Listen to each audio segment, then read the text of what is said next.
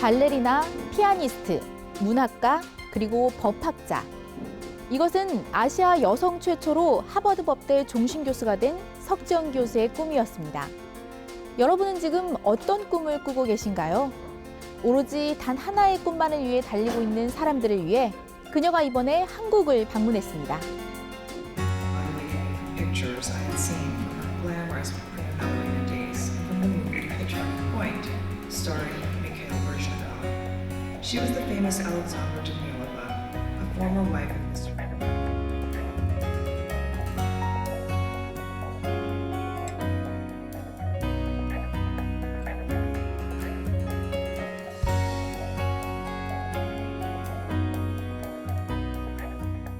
The title, Amchintar, is interesting. The first time I heard it was when I came to Korea last year.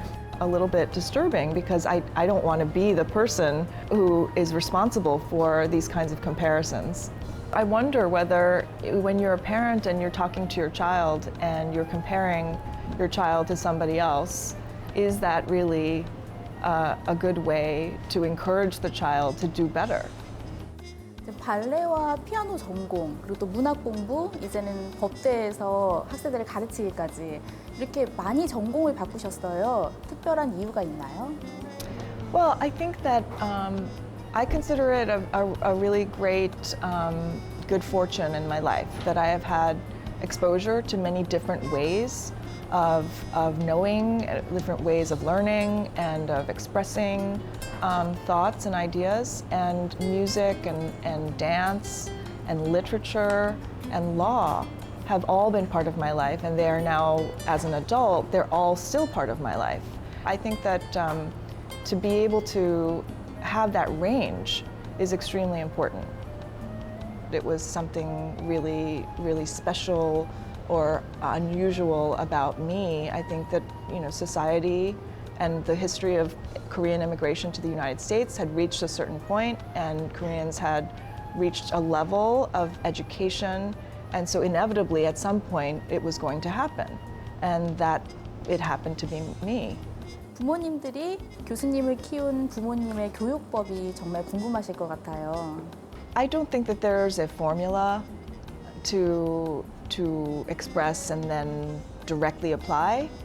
But if I had to say the method in general terms, I would say that my parents gave me a lot of freedom and a space in which to explore my interests and tried to create. If they saw that I was interested in something, they would follow that and try to create a space where I could get deeper into that interest.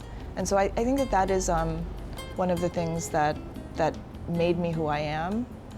이번에 책을 쓰셨어요. 내가 보고 싶었던 세계라는 책. Which is in the book. One of the things I write about is the importance of having something inside the individual, right? Something that drives you, something that really is about your fascination and your interest in the world, something that makes you feel like you want to get up in the morning.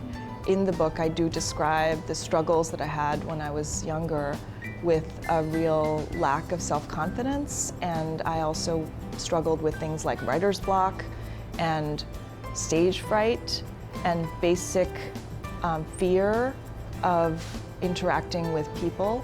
And it's been a journey of realizing my potential through the work that I've done. And right now I can honestly say I don't fear. I would say don't try to be like me, try to be like yourself. To try to be as much yourself as you can be. And don't think there's this other person that I need to be. That's what I would say.